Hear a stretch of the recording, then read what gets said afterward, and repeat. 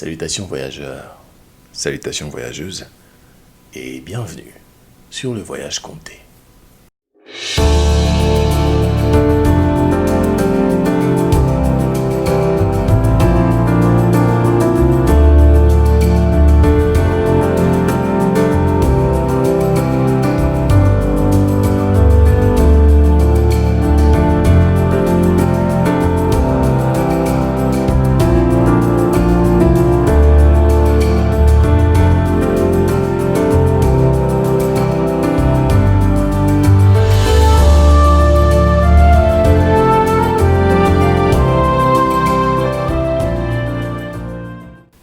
Ici, on explore ensemble la culture noire à travers contes, légendes, histoires et épopées. J'espère que vous allez bien depuis mardi. J'espère que vous vous êtes laissé embarquer dans l'épisode 5 de Kaïdara. J'espère que vous êtes prêts pour l'épisode 6. Petit rappel, petit récapitulatif tout de suite, mais avant ça, on va parler des mugs, le voyage compté, qui sont disponibles en vente actuellement avec tous les détails de cette vente dans la barre de description. Donc, si vous avez envie de vous en procurer un, c'est très simple. Allez dans la barre de description. Les conditions de vente y sont mentionnées. Si vous voulez plus de détails, n'hésitez pas à envoyer un mail à cette adresse qui s'affiche ici, quelque part ici, ou de me contacter sur Instagram à cette adresse. Ce compte Instagram vous mènera directement dans mes DM, dans lesquels vous sliderez pour, bien sûr, passer votre commande ou poser des questions si davantage vous en avez. Petite page de réclame étant faite, voyageurs, voyageuses, récapitulatif de l'épisode 5 de Kaïdara. Nos trois compères ont rencontré un vieil homme qui leur a donné une leçon. Pas à tous, mais à un seul. La leçon étant finie, il s'en va et laisse nos trois compères là, prostrés, prêts à partir pour certains et d'autres désirant rester. Nous allons entamer cet épisode alors que 2 des 3 amis ont décidé de prendre la route, malgré des interdictions formelles. Je sais que le récapitulatif est très vaste, mais si vous êtes curieux et que vous avez envie de savoir de quoi je parle, une seule solution: allez voir l'épisode 5. Ne vous en faites pas, à la fin de la vidéo, il y aura 2 liens. Un lien pour vous mener à l'épisode 5 et un autre lien pour vous mener à l'épisode 1 si vous n'avez pas encore vu un seul épisode de toute la série Kaïdara. Sans plus attendre, voyageurs, voyageuses, sautons dans le vif du sujet.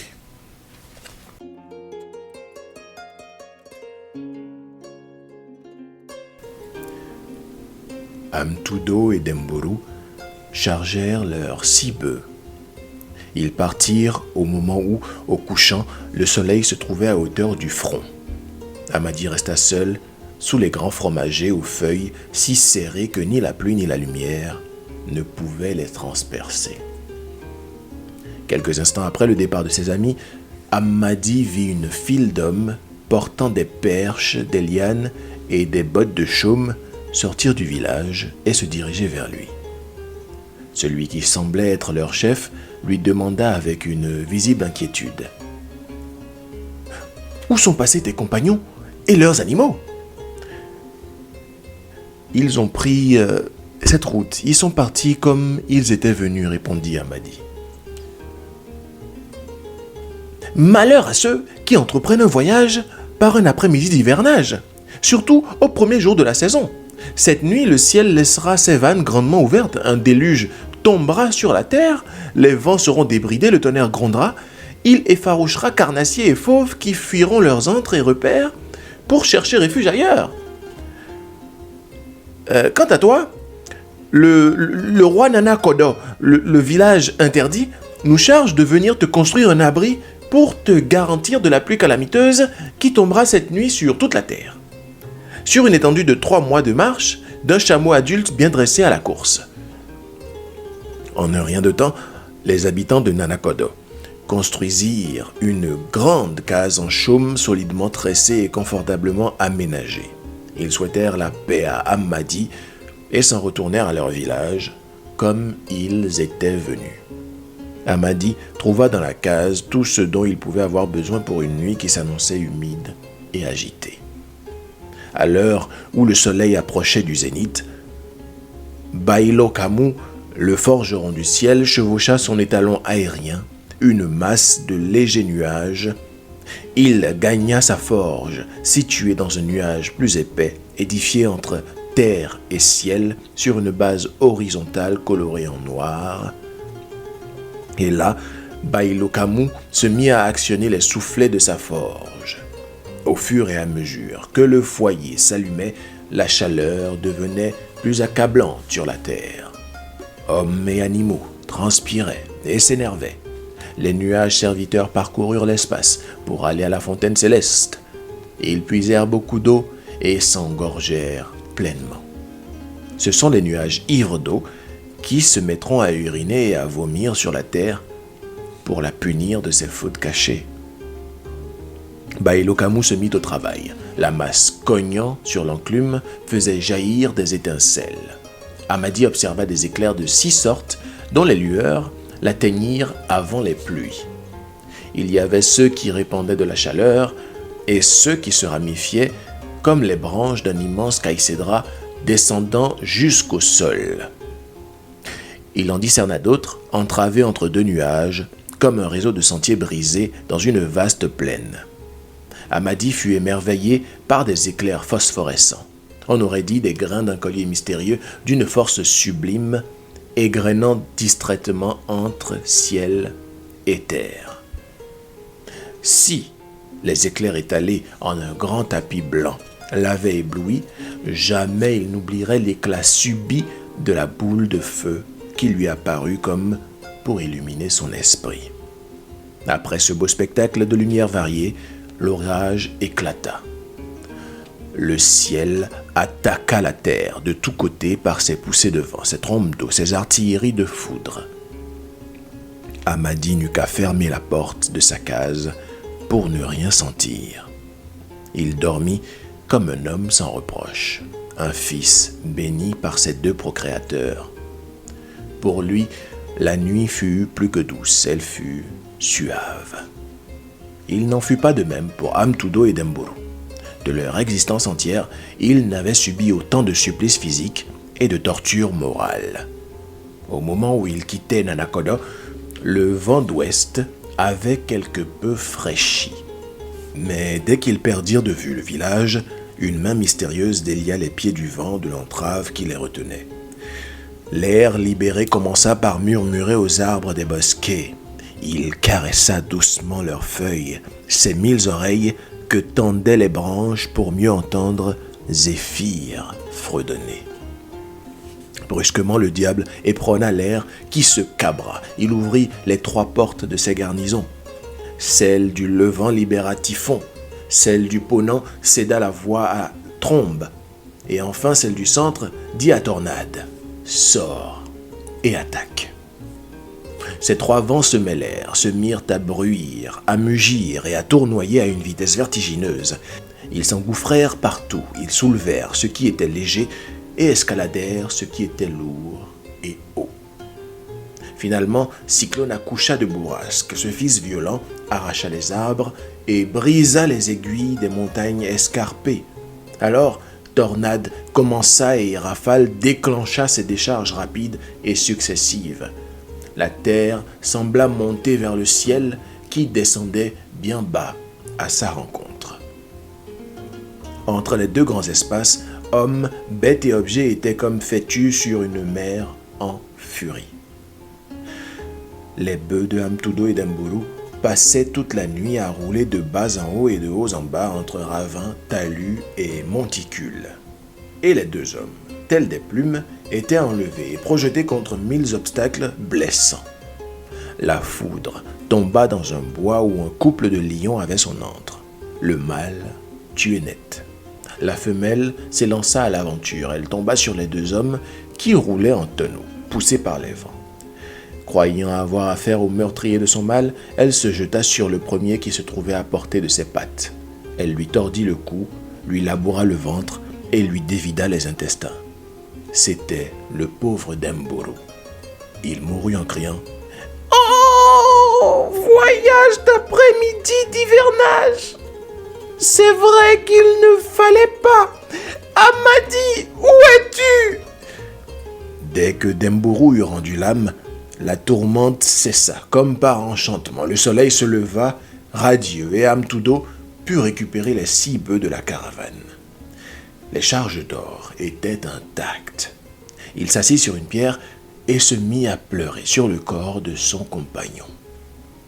Tournant le dos à la route, il se lamentait. « Oh, Demburu, pourquoi n'avons-nous pas écouté le conseil de Amadi ? Je commence à croire que le petit vieux à la colonne vertébrale déformée n'était pas aussi fou qu'il le paraissait.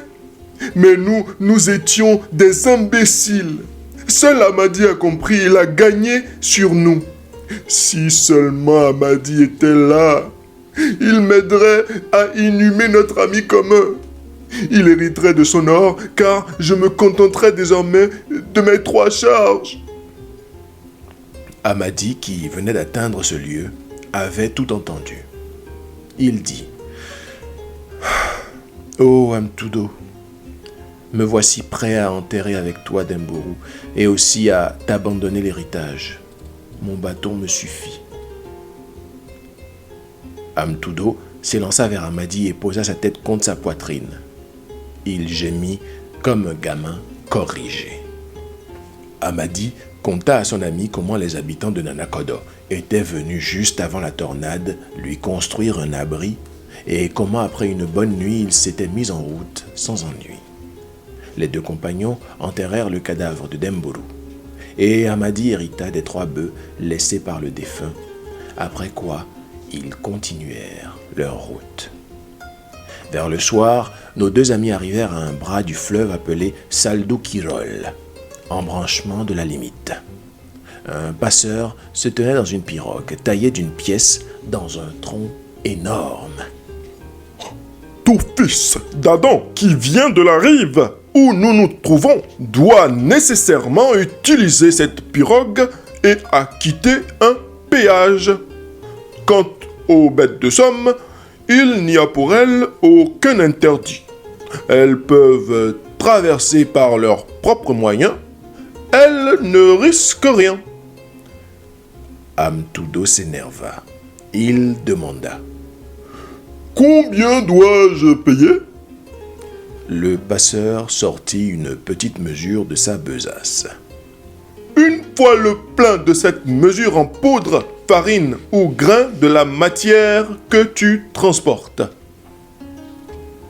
Amtudo éclata de rire. « Tu veux que je te paye cette mesure pleine pour le prix de ma traversée? Et si c'est d'or que sont chargés mes bœufs? Eh bien, ce sera de l'or que tu paieras. Si c'était de la cendre ou de la poussière, ce serait la même chose. C'est une institution qui date de 1000 ans. On ne la viole pas impunément. » Amtudo, oublieux de tout ce qu'il avait juré sur le cadavre de Demburu, s'écria « Interdit ou pas, jamais je ne paierai une mesure d'or pour une traversée que je peux effectuer à pied sans bourse déliée. » Amadi intervient. « Amtudo, puisque c'est un interdit traditionnel, mon maître, le petit vieux à la colonne vertébrale déformée, m'a dit « Pour rien au monde, tu ne violeras un interdit qui remonte à des siècles. » Je propose donc que nous nous acquittions du péage demandé et empruntions la pirogue appropriée. Non, Amadi, ce passeur est un brigand. Il ne fait qu'exploiter la peur des hommes pour s'enrichir. Je ne m'en laisserai pas imposer. Ô passeur, dit Amadi, approche ta pirogue. Mon ami et moi, nous allons la prendre. Je paierai pour 2. Par Guénon, s'écria Amtudo. Je ne paierai rien, et toi non plus. Amadi, tu ne paieras rien pour moi. Joignant l'action à la parole, Amtudo bouscula le passeur qui le tenait par la main pour l'empêcher d'entrer dans l'eau. Il releva prestement son pantalon et s'engagea résolument dans l'onde. Après le 11e pas, il voulut en poser un 12e et hop, il se sentit enfoncé. Il cria « Au secours! Au secours !» Le passeur dit seulement avec une cynique impassibilité « Seule la mort instantanée lui apportera secours !» Avant même que Amadi intervienne et revienne de sa surprise, Amtudo avait été totalement englouti. Amadi ne put que regarder avec effroi les bulles blanches qui s'élevaient à la surface de l'eau, comme pour marquer la tombe liquide de son ami. Il entra tristement dans la pirogue. Une fois de l'autre côté de la rivière, il dit au passeur « Je te dois 2 mesures, n'est-ce pas ?»« Oui, certes, » répondit le passeur. « Eh bien, tu m'as conduit par la pirogue de salut, et moi, pour te payer comme il faut, je t'offre non pas les 2 mesures auxquelles tu as droit, mais les 3 charges d'or qui avaient appartenu à Amtudo. Ainsi, tu pourras rentrer chez toi et te reposer d'un métier dur qui ne rapporte rien, puisque tu peux rester 220 jours sans avoir un seul client. » Le passeur regarda Amadi de bas en haut et de haut en bas, de gauche à droite et de droite à gauche. « Certes, fit-il, ton compagnon, en pleurant sur le cadavre de Demburu, a dit « Où est Amadi? Il est gagnant. » Oui, je dis moi aussi, Amadi est gagnant. Amadi ne comprit pas ce monologue du passeur. Bon, passeur de Saldou Kirol, que me dis-tu? Je dis que je ne dois, ne peux et ne veux recevoir de toi que mes 2 mesures. Donne-les-moi et garde tes 6 charges. Amadi sortit de la pirogue et prit la mesure du passeur. Il la remplit 2 fois de pépites d'or, puis la lui tendit. Dès que l'or fut remis entre les mains du passeur, celui-ci sortit un couteau spécial de sa besace. Il perça la pirogue au-dessous de la ligne de flottaison et la coula. Puis il s'assit au bord du cours d'eau. Il se mit à pétrir la vase noire. Il en avala une 12aine de boulettes et son ventre devint proéminent et rebutant, comme un abcès mûr. Il passa la paume de sa main droite sur son ventre et le frotta si énergiquement qu'il s'alluma. Tout son corps devint une torche vive. Il se leva et se dirigea vers la rivière. Il marcha sur l'eau comme sur de la terre ferme, tenant dans sa main l'or payé par Amadi. Arrivé au milieu du cours d'eau, il dit « Ô métal de grand prix, tu viens du sein de la terre, tu y retourneras par la voie de l'eau. Ô esprit gardien des frontières du pays des nains, recevez la dîme que doivent payer ceux qui sortent notre or. Amadi a payé, il pourra désormais jouir du reste de son métal devenu légitime. » Ayant dit, le passeur se transforma en cyclone et s'évanouit dans les flots. Amadi ne douta plus que le bras du fleuve et son passeur symbolisaient les derniers mystères du pays des nains. Amadi tomba évanoui sur le sol. Il fit en songe tout son voyage qui durait depuis 21 ans. En se réveillant, il retrouva 9 bœufs chargés d'or au lieu de 6. Et il ne s'expliqua point comment les 3 bœufs qu'il avait donnés au petit vieux à la colonne vertébrale déformée lui avaient été restitués, car c'était bien eux qui se trouvaient là, juste devant lui. « Vraiment !» s'écria-t-il.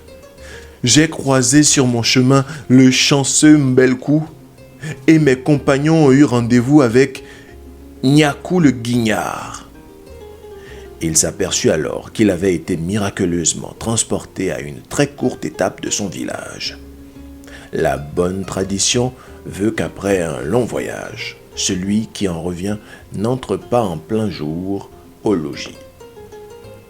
Il attendra à quelque distance que le soleil décline fortement vers l'ouest et répande sur la nature son or, couleur porte-bonheur. En attendant ce moment bénéfique, Amadi se parla à lui-même. « Je suis sorti sain et sauf d'un voyage d'épreuves qui a duré 21 ans. J'en suis sorti chargé d'or comme une mine fabuleuse, mais hélas, mon esprit demeure toujours en érection. Je suis resté sur ma faim, j'ai beaucoup vu, mais peu appris. Or, je désire savoir. Je vais en faire un devoir sacré. Ce sera désormais l'unique conquête que j'entreprendrai, et cela au prix de n'importe quel sacrifice. » Pendant que Amadi prenait vis-à-vis de lui-même un engagement aussi grave, Toumo, le soupçon, fils de l'esprit, bondé le malheur, l'aborda. Il lui dit: « Salut à celui qui vient de chez Kaïdara le merveilleux. »« Salut à celui qui me salue, » répondit Amadi. « Quelles sont les nouvelles du pays? Que disent les dieux et les patriarches? » ?»« L'or ne lessive pas la dignité salie. » Aussitôt, Amadi se mit à réfléchir sur cette pensée profonde. Il fut pris d'un doute réprobateur sur la fidélité de sa femme. Son esprit dérapa. « Toumo n'a pas voulu me dire clairement les choses, » se dit-il. « Ma femme m'a sûrement déshonoré plus d'une fois. Peut-être même a-t-elle abandonné mon domicile, à moins qu'elle n'y vive avec un amant. Ma longue absence ne saurait excuser une indignité aussi monstrueuse. Quoi qu'il en soit, je ne regagnerai ma maison qu'à l'heure la plus propice pour surprendre le secret du petit pagne parfumé. » Amadi entrava ses 9 bœufs, puis il attendit. Lorsque la nuit fut avancée, il se glissa chez lui comme une vipère. Il sauta par-dessus la palissade et se dirigea droit vers sa chambre.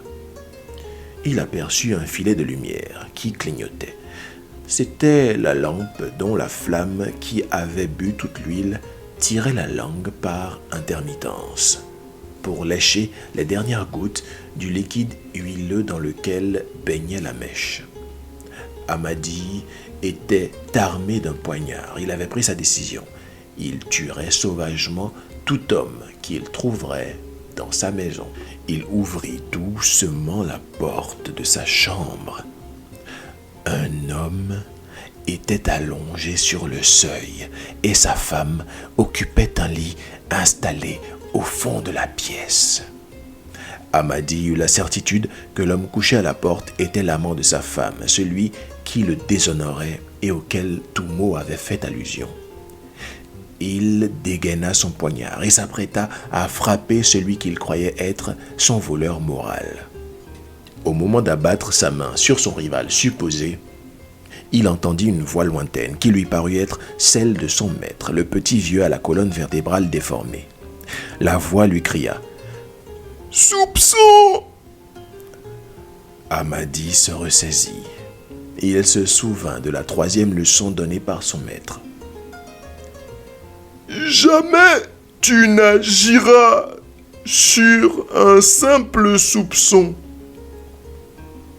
rengainant son poignard. Il s'inclina vers le dormeur. Il le saisit par l'épaule et le secoua.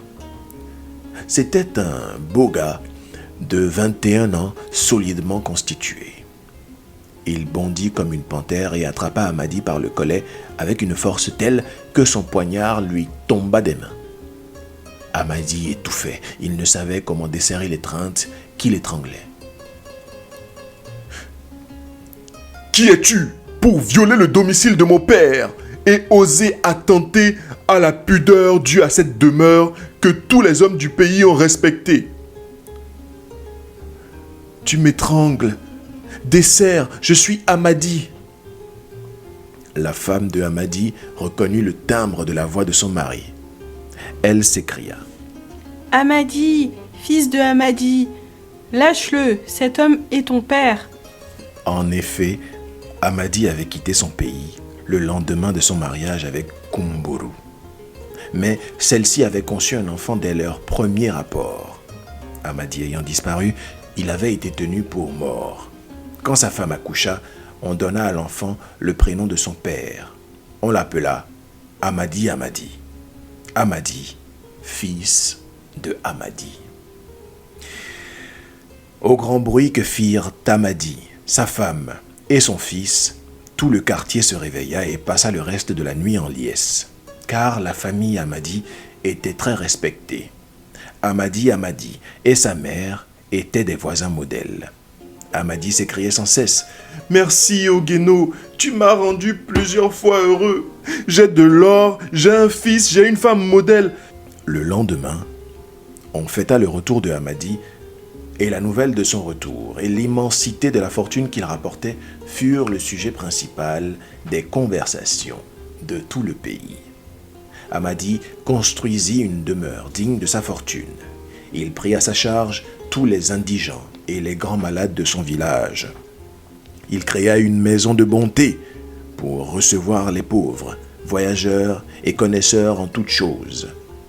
Mbiledios, les transmutateurs, Silatigi, les maîtres d'initiation pastorale, Tiorinke, les physiognomonistes, Dagada, les magiciens, etc., etc. Après plusieurs années, dont chacune fut plus agréable que la précédente, le roi du pays mourut. Au moment de l'enterrement, la foule demanda à Amadi de conduire le deuil, car le roi était un écourté, sans enfant ni parents, pour lui succéder au trône. Amadi fut élevé à la dignité suprême de son pays et son fils devint le prince héritier. Amadi veillait à ce que son peuple mangeât à sa faim et s'habillât convenablement. Il faisait venir de tous les pays des hommes réputés savants. Il les questionnait dans l'espoir de tomber un jour sur un initié au mystère du pays de Kaïdara qui lui expliquerait le sens profond des symboles qui l'avaient toujours intrigué. Il dépensa ainsi des sommes considérables sans résultat satisfaisant. Voyageurs, voyageurs, voyageurs et surtout voyageuses. On s'arrête là. On va s'arrêter là. Le conte a duré un peu plus long que prévu. J'ai été, si vous l'avez bien remarqué, interrompu à un moment. Waouh! Je suis encore sous le choc. Je suis encore sous le choc. Ce conte est purement une merveille. C'est littéralement une richesse. C'est littéralement une richesse. Vraiment, voyageurs, voyageuses. Waouh! Waouh, waouh, waouh, waouh. Merci à vous d'avoir permis que je découvre ce conte. Parce qu'au final, c'est en vous les lisant que je les découvre. Waouh! Merci. Merci pour ça. N'hésitez pas dans la barre de commentaires à me dire ce que vous pensez du conte de Amadou Hampâté-Bâ jusque-là. J'attends de voir ce que vous pensez de ce conte. Il est surpuissant. Il y a tellement de choses à dire dessus. Limite, je suis presque déçu de ne pas pouvoir, avant le mois des enfants qui arrive très bientôt, de ne pas pouvoir faire un live dessus, mais ne vous en faites pas, on va se rattraper. Je ne sais pas encore comment, mais on va se rattraper. On va faire un live, je vous le dis maintenant, hein, on va faire un live sur ce compte. Parce que là, et je vous préviens dès maintenant, si vous n'avez pas regardé les comptes, ce ne sera pas la peine de venir au live. Parce que il y a tellement de choses à tirer de ce compte que ce serait dommage de venir juste pour discuter d'un sujet. Le thème du live sera le compte et rien d'autre. Donc, venez informer. Voyageurs, voyageuses, il nous reste 1 à 2 épisodes pour clore cette série sur Kaïdara. Comment dire que je suis encore estomaqué par tant de précision, tant de subtilité, tant de richesse. Vraiment, merci Amadou Ampateba, merci voyageurs, merci voyageuses. Ouais, je ne sais pas si ça se voit, mais j'ai les yeux qui brillent là, et les papillons dans le ventre, et bon bref, je vous épargne les détails. Voyageurs, voyageuses, j'espère vous retrouver mardi pour la suite de Kaïdara. Il y a une surprise d'ailleurs qui arrive très bientôt. Vous en saurez plus sur Instagram et sur YouTube. Peut-être aussi sur Facebook, je ne sais pas encore, mais il y a une surprise qui arrive. Vous le savez déjà, décembre est le mois des enfants. Et la prochaine fois qu'on se verra pour le conte de mardi, ce sera le premier jour de décembre. C'est dommage, j'aurais espéré que ce soit le 2, comme ça le premier j'aurais eu le temps de faire une annonce, mais bon, l'annonce sera faite le 2. Alors, voyageurs, voyageuses, un plaisir, un pur plaisir de lire et découvrir ces histoires, ces riches histoires de chez nous avec vous. Un pur plaisir d'explorer la culture noire à travers les contes, épopées, histoires et légendes avec vous. J'espère vous retrouver mardi prochain et aussi mercredi pour l'annonce. Et jusque-là, voyageurs, voyageuses,